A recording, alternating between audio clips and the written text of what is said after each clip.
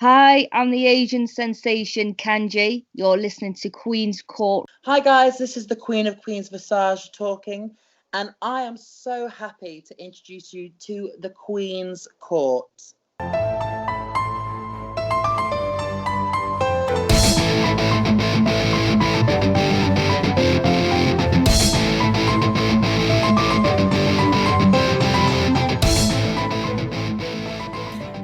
Hello, my darlings, and welcome to this very special episode of Queeny Suggests, a brand new series right here on Queen's Court. You guys, something special, something new, and something exciting. I wanted to end 2019 by highlighting podcasts that Queenie thinks that you should be listening to. Yes, that's right. I have a wide variety of podcasts that I listen to, of course, and I wanted to highlight some that I feel like, people should hop on board with. Not just because I say so, but because they are a fun, enjoyable experience. So I started this series, Queeny Suggests, and the first episode is featuring two members of the podcast Dojo and Dynamite, Ashley and Rich. I reached out to them and said, hey, listen, I like what you guys do. I want to bring some eyes onto what you guys are producing and your podcast. Would you be down to have a conversation with me? And they said yes. So that's exactly what this is. We get to know them a little bit here, talk about wrestling fandom, and of course, all about their podcast, Dojo and Dynamite. 'Tis the holiday season, you guys, and I wanted to give back to people in the wrestling community that I feel need to have more ears and more eyes on what they're creating. So, without further ado, strap in, babies, for episode number 1 of Queeny Suggests. Okay, everybody, welcome to the very first episode of Queeny Suggests right here on Queen's Court. It's a very special series that I wanted to start. I gave you a little brief introduction before we dove into this, so I'm not going to reiterate too much, but what I will say is I'm super excited to welcome my guests today from Dojo and Dynamite, Ashley and Rich. Welcome to Queen's Court. How are you doing today? Hi, we're doing really well. Thank you for having us. Yeah, thanks a lot. We really appreciate this. Oh, well, I appreciate you guys, which is the whole point of having this awesome conversation. So you guys, I know Ashley from Twitter, but we hadn't really had too much interaction until we started this little t-shirt thing, huh, Ashley? Yeah, right. Yeah, we did. You're right about that. Yeah. So I found that these two lovely people were doing a podcast, and I was very interested. So I dove right in right away. And I was so curious as to what these two had to offer. But I'm really excited to a little bit get to know you guys and have the listeners get to know you before we dive in all about this awesome podcast that you do. I'm curious as to your story a little bit. So if you wouldn't mind, whatever you're comfortable with, share a little bit about yourselves with the listeners, your wrestling fandom, wrestling Twitter, whatever, something like that. Absolutely. So to give a background on how the two of us met, I'm actually originally from Chicago. I'm from the Chicagoland area. Rich is from New Jersey. And we met at WrestleMania 29. I had my high school graduation present was the travel package to attend WrestleMania in the New York, New Jersey area, and we were waiting in line to meet the Shield, actually. Yeah, we were. And he was standing behind me, and he was wearing a Michael Bennett t-shirt, and the night before I had gone to the ROH Supercard of Honor, so I was like, you know what? Just talk to him about the show, never gonna see this guy again. And that was 6 years ago, and now we're both living in New Jersey, attending wrestling events all around the world, and here we are with the podcast. Wow, what a story. That is so dang cool, you two. It was unexpected. That's not how I imagined my life turning out at this point, but yeah, it's pretty crazy. Yeah, it was crazy. Completely unexpected. Yeah. But cool, I would imagine. No, it definitely was. Do you have anything you want to About that? add No, to- I mean, add to you that? summed it up. We just talked. You assumed, hey, listen, I'm never going to talk to this guy again. I'm not nervous. I I'll was never see wrong. him again. Well, you were very wrong. Well, indeed, seeing as we're here today. Yeah, right? Oh, I think that's wonderful. What a really cool story. And so WrestleMania, right? So Mhm. did both of your fandoms start with WWE? Did it go back a little further when it was WWF? I'm a little curious about your wrestling fandom stories. So for me, I got into wrestling a little bit later in life. Not late, but I started watching in 2006. I was 12 at that point, which I feel like a lot of people that I know started watching when they were like very young, like with their parents. But I Mhm. started with WWE.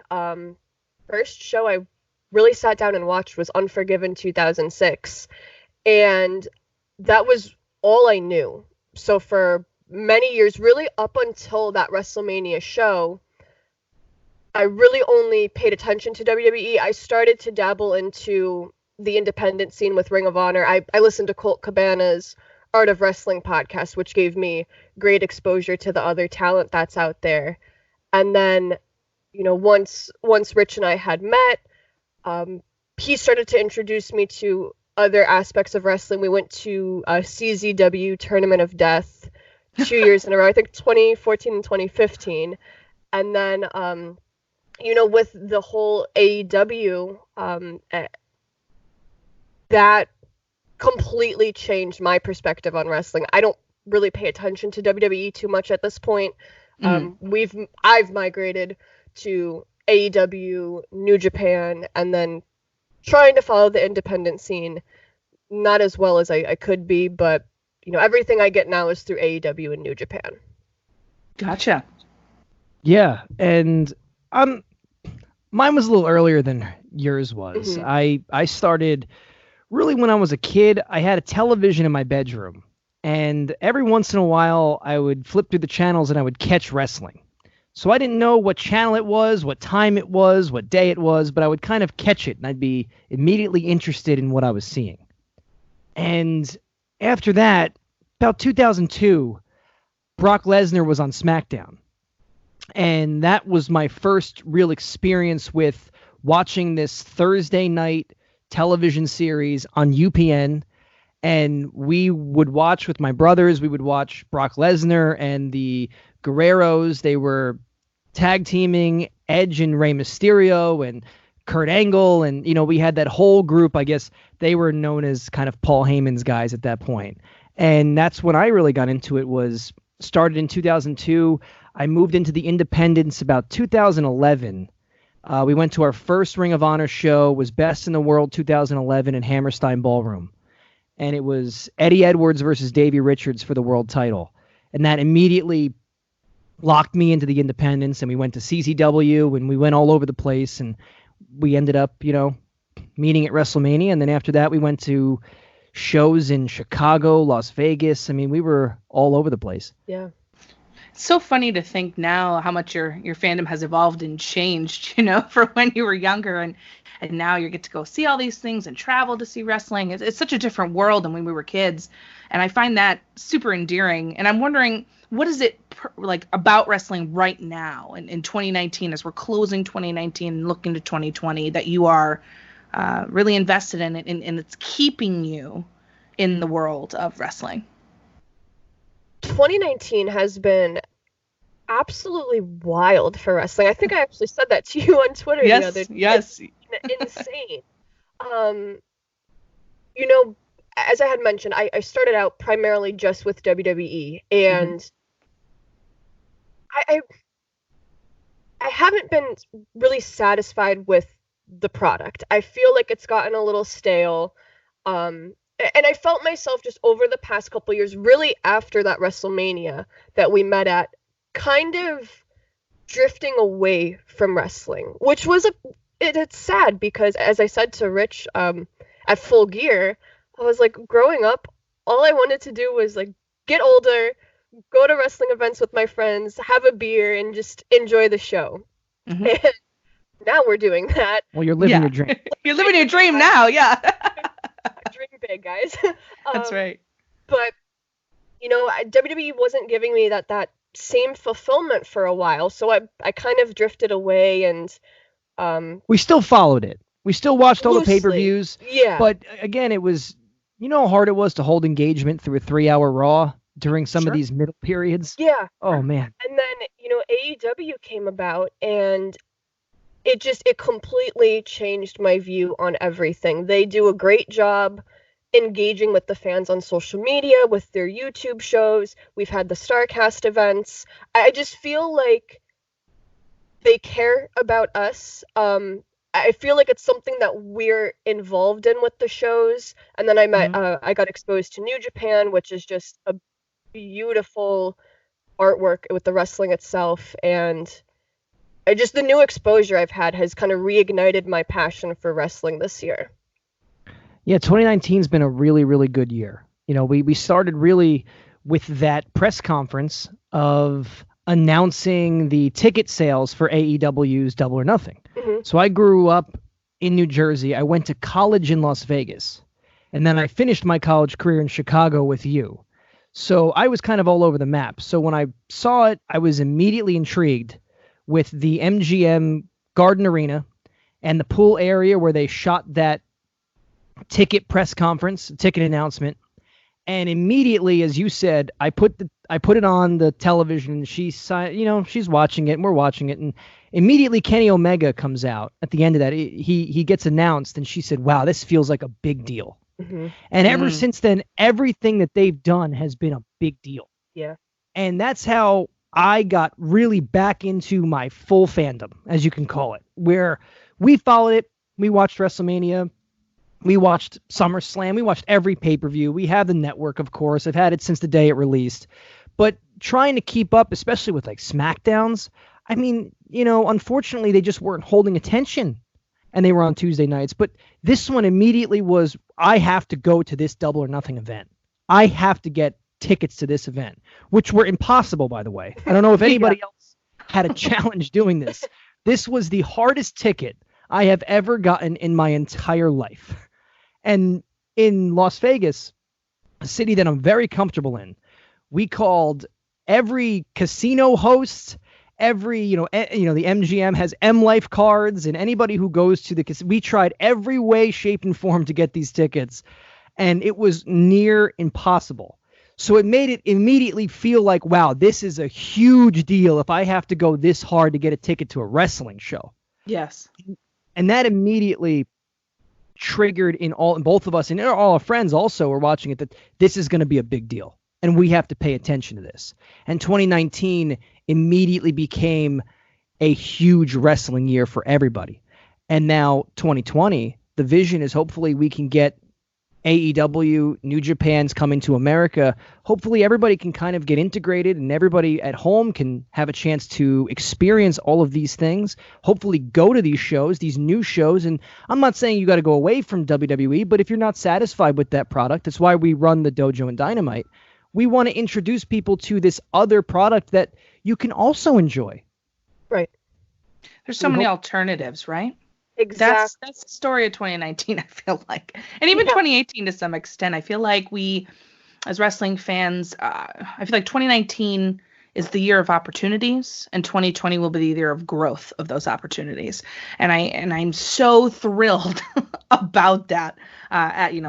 We can, I think, all agree safely that this is something for wrestling fans, no matter what you love. It's, as you mentioned, a big deal. It's huge because we get so much more out of what we're about to see come in the next year. Absolutely. So who are if you had to rapid fire off the top of your brain right now, say your top 2 favorite wrestlers, who would they be? You go first. Me? Yeah. You want me? So as of right now, Okada is my number 1 favorite wrestler. Great choice. I love that guy. I mean, I love that him guy so much. Okada is my number 1, and truthfully, Cody's my number 2. Cody's been so fantastic this year, and he's shown me, and I've grown, and shown me so much of his growth since he left WWE. But just my connection to him, how much he cares about the fans, and then the match he had with Dustin at Double or Nothing was my favorite match of all time. So right now, Okada and Cody. For me, my number one is Tama Tonga. I think he's just so awesome and so badass. So he's my number one. But my number two would be Moxley. We actually were recording an episode last night and we touched on this same topic. Seeing Mox come out at Double or Nothing, just to be in the crowd for that, was a moment I'm never going to forget. He was the first person to really step away from the WWE, because Jericho and Cody, they've been out for a while. Cody longer than Jericho, but they were going to do this regardless. So seeing Mox kind of defy authority and the warm welcome he had, I felt extremely connected to him ever since that, and he's just been killing it every single week on Dynamite and just with everything AEW's been doing. So those would be my two. Great choices for the both of you. So you mentioned that you were talking about Mox on your podcast recording last night, and I know you have 6 episodes down, and I saw on your Twitter that you were recording and your computer restarted during the middle. I'm so sorry. Oh my God. Yes. That's the worst when that happens. I saw that and I was like, oh no. So hopefully you're able to fix it. But you're about to be 7 episodes down into Dojo and Dynamite. So let's start at the beginning. What inspired you to say, I'm going to get a microphone, we're going to sit down together, and we're going to record this particular show? Well, it was really Rich's idea. He was the brainchild behind the whole podcast itself. As we mentioned, this year has reignited the love in wrestling for the two of us. Mm-hmm. And I know, at least for myself, growing up, wrestling was always something I wanted to be a part of. I wanted to be a wrestler. That was my ultimate dream. But really, any way I could get involved in the business, that's something I longed for. And then once I graduated college, I started work, and it hasn't been fulfilling. I work in a call center. I don't love what I'm doing. And, we're like, we have to take action. You can't just sit and let life pass you by. Otherwise, you're not like, how are we going to work in wrestling if we don't do anything? So we just kind of took the leap and figured, let's give it a shot. Do you have anything to add? Yeah, I mean, it was something that I wanted to do for a while because, how much can two people sit next to each other, talk about wrestling all the time, talk about the stories, talk about, the news, the breaking news, the developing, of all of these things, and people joining companies, and not share with anybody else. It's not saying we don't have friends, but there's only so much that I can reach. And it's kind of, hey, you know what? Maybe other people out there also want to talk about wrestling with us. So why don't we try something to engage everybody? So that was really my goal. Well, that's a great goal. If you're going to do a podcast, I think that, especially about wrestling, such a conversation piece for all of us who are fans. And I think you're right. A lot of people love to talk about wrestling. If you look on wrestling Twitter alone, I mean, the opinions are endless. People have a lot to say. So I definitely think you're spot on with that. And I know in your first episode, you guys were touching on how, you would talk about nearly anything, but specifically you wanted to talk about New Japan and AEW. And you talked a little bit about it in our fandom section earlier, but you're focusing on these two. Why? Why is this what you want to showcase to other people? Truthfully, it's because it's what I like. Mm-hmm. It's just trying to find something you like. And I'm hoping that other people also like it, but it really reinvigorated what wrestling was supposed to be about. Both of these companies, especially AEW, have this gritty kind of childhood-like feel that I remember watching when I was a kid. And it was this connection to, maybe it was just the appearance of the ring in the arena where you had like a black rope instead of having the colored ropes, and we had a stage and kind of this just like this gritty filter, it seems like, coming over it. It reminded me of watching pay-per-views when I was 10 years old, or I would go to my friend's house and we'd all collectively clamor and pay $10 to watch SummerSlam together, And nowadays, everything's become such this large-scale production on the WWE that with New Japan, you get this really high quality. It doesn't matter how the lighting is in the arena. They go to all these different legendary Japanese halls, And in AEW, they use this gritty filter and kind of make you feel like you're in this almost like an attitude era, even though Cody says he wants to kill that. But it's kind of like this attitude era where everybody kind of feels so united together as a fan base. And that's why I focused heavily on that. But what about you? Yeah, on that same point, as he said, these are two promotions that we like very much. WWE is just not something I've been into recently, and while we'll cover it if there's something worth talking about, I don't want to sit and be negative just for the sake of being negative. It's not something that appeals to me, so I don't want to record for 40 minutes just bashing a product. That's not what we're trying to do at all. It's giving exposure for what we like and talking about what we enjoy, if that makes sense. Yeah, and don't get me wrong, WWE has far superior talent, all widespread, probably than anybody else. I mean, from the depths and the corners of their roster, these guys are supremely athletic. These men and women are supremely athletic, very talented wrestlers. It's just the two of us collectively just don't really agree with how it's being put together. And the other two shows have been so well done that it's just we found our alternative, and we find what we like and we talk about it. Exactly. That's it. Yeah, and I think that's great. And something I really admire about you both is what you just spoke on, Ashley. You know, there's a lot of inter-promotion war going on, right? And some of it's tongue-in-cheek with Wednesday nights with NXT, and it's all good fun. But there are people out there who are like, people who like AEW just like to constantly dog on WWE and vice versa, and that's just not the case. And that's what I like about what you guys are putting forward. You're like, look, this is what we like. This is what we enjoy. These are the two that we feel most connected to. We want to share it with you guys because there's a ton of people who like the same thing. So it's not like, you're in this tiny little corner and you're like, everything else sucks and we only like, it's not like that, which is something I feel like we can appreciate. As podcasters, it's tough, right? There's a lot of people, who like so many different things. You're never going to please everybody. And the best thing is just to talk about what you love the most, because that's what makes a really good show, at least from my humble opinion. But you have an interesting name. So Dynamite, I can see why, but why Dojo? Dojo and Dynamite. Where did that name? That was your brainchild over there. Yeah, so we were trying to think of a name for the podcast, and you need something catchy, I feel like, to have people remember it. And I had some bad ones that I came up with. I think everybody does. I don't remember them.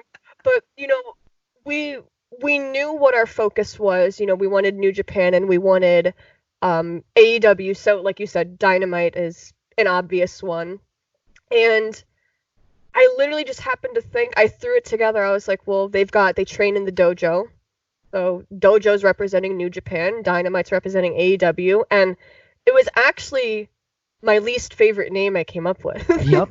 And you loved it, and you ran it by a few people, some of our friends, and they all liked it. So that's what ended up sticking. But it just kind of came together. Well, it's catchy, right? The D and the D part, it's easy to remember. And that's exactly right. When you're picking a name, it needs to be something that people are going to be like, wait, how do you say that again? It's not something you want, right? You want to just say that people are like, it's easy to talk about and easy to remember and follow. So I think it's great. I actually really like it as well. For you guys, though, when you made this show and now you're about to be 7 episodes in, what's one thing that you feel people who don't listen to you should know about what you have to offer? I think that we're open to listening to what anybody wants us to talk about. We're more than willing to. We've asked multiple times on the episodes, if anybody has any topics to talk about, any questions, we want to engage. This whole goal is just to engage with people, not just to take my opinion and shove it down your throat.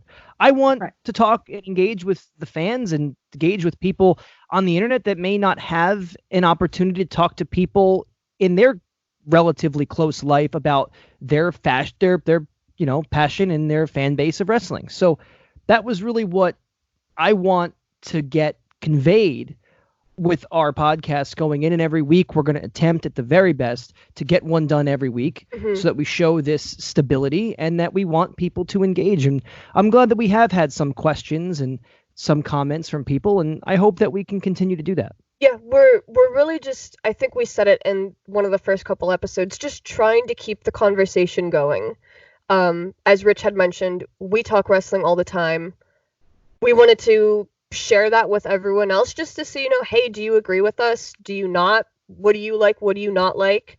And just try to kind of expand our relationships in a sense. I didn't have a lot of people growing up that watched wrestling with me, so I know that's something I would have enjoyed to kind of share my passion. So like you said, just giving people a chance to reach out, interact, and just talk about what they love, what they enjoy. Do you have any goals for Dojo and Dynamite for 2020? I'm trying to expand our listenership. I would, like I said, I always wanted to work in wrestling in some way, shape, or form. So we figured in a sense that this is also a way we could kind of get ourselves out there as much as we're trying to just build our relationships. My long-term goals, I want to be able to open a store on Pro Wrestling Tees. That is your your goal. 10,000 followers for, I think. I So know. we have a long way to go, but we could just start climbing towards that. That's part of my goals for the year. Yeah, the goals are attainable. It's also kind of a practice. You want to be involved in the wrestling business. You got to start somewhere, and you also have to have some experience and some practice. So talking in a podcast, having an interview like today, when you have to kind of put yourself on the spot and have a conversation with somebody else and attempt to relay that information properly. And it's all about taking each step. And hopefully we can get great fan engagement. And I think the long term is that we can continue to do this over time and have more engagement and have a good time with everybody else. Well, I think those are awesome goals. And it's, for me, just listening to you guys, like, I messaged Ashley and invited them on, you guys who are listening. And I was like, I really like what you guys are doing. It's new and fresh and fun.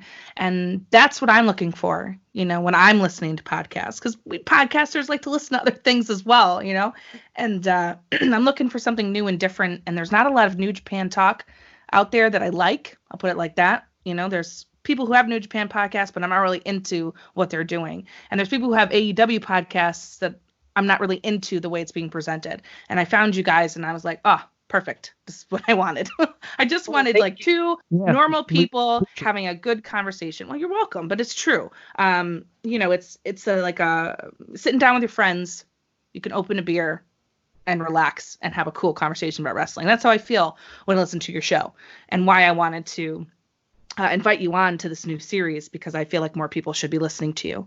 And right now, you're new, and I would like to have more people hop on board. So for you guys, it's been an absolute pleasure having you on for this episode. I can't thank you enough for sharing with me and with my listeners. So if you would please tell them all the good information. Let them know where they can find you, where they can find your show, and all of that necessary information.